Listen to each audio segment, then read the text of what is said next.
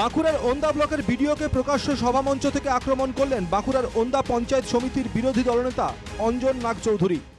যে ভিডিও আছে সে WBCS qualifier নয়, ও ঘুষ দিয়ে ডব্লিউবিসিএস এই সাদা খাতা জমা দিয়ে পাস করা ভিডিওকে বলবো যে ভিডিও এটা কিন্তু ওন্দা, এটা ওন্দা বিধানসভা।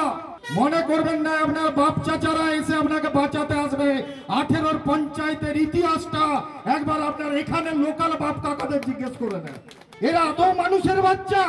যাদের কাজ মানুষের কাজ করা, যাদের কাজ মানুষের উন্নয়ন করা, সেই উন্নয়নের জায়গাটাতে যারা বসে আছে তাদের আজকে যদি আমি বলে তো শুয়োরকে অপমান করা হবে। যেদিন ওখানে যাব লাত মেরে ভেঙে দিয়ে আসবো, পিটিওর বাবার ক্ষমতা থাকলে বাঁচাবে।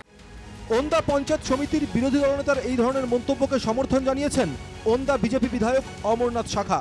ভিডিও যে একটা জালি মাল, তার যে সার্টিফিকেট জাল, উনি আমাদের ববি হাকিমের কেউ হন, সেই সূত্রে ধরে চাকরি। আমি ওনাকে ডাইরেক্ট মুখের সামনে বলেছি যে আপনার সার্টিফিকেট জাল, কারণ আমি বিরোধী দলনেতা শুভেন্দুর কাছে দেখেছি যে ও জাল। আমাকে বলতে বলেছিল উনি আসবেন, সেই জায়গায় বললাম যে আমি যে জালি না কি বটে সেটা কোর্টে প্রমাণ হবে, এই ধরনের উনি কথা বলেন। ওনার যে পুরোটাই জানি সেটা সর্বত্রভাবে আমরা সবাই জানি, ওন্দাবাসী সবাই জানে। বিজেপির কেন্দ্র ও রাজ্যের নেতাদের পথ অনুসরণ করেই ওই বিজেপি নেতা এই ধরনের মন্তব্য রেখেছেন বলে কটাক্ষ করেছে স্থানীয় তৃণমূল নেতৃত্ব। ভিডিও দরজা ভেঙে দেওয়া হুমকি দিতে কে দেয়? সেটা কোনো গুন্ডা মস্তান চোর ডাকাত এইসব কথাবার্তা বলে। কোনো অপোজিশন লিডার দায়িত্ববান ব্যক্তির পক্ষে এটা সম্ভব নয় বলা। মঙ্গলবার বাঁকুড়ার ওন্দায় রাজ্য সরকারের দুর্নীতির অভিযোগে ধিক্কার মিছিল করে বিজেপি। মিছিল শেষে ওন্দা বাসস্ট্যান্ডে একটি পথসভা হয়।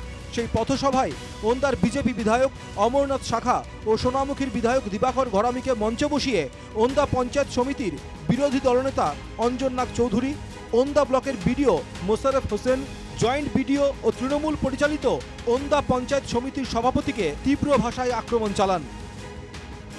বাঁকুড়া থেকে মানস রায়ের রিপোর্ট, NKTV বাংলা।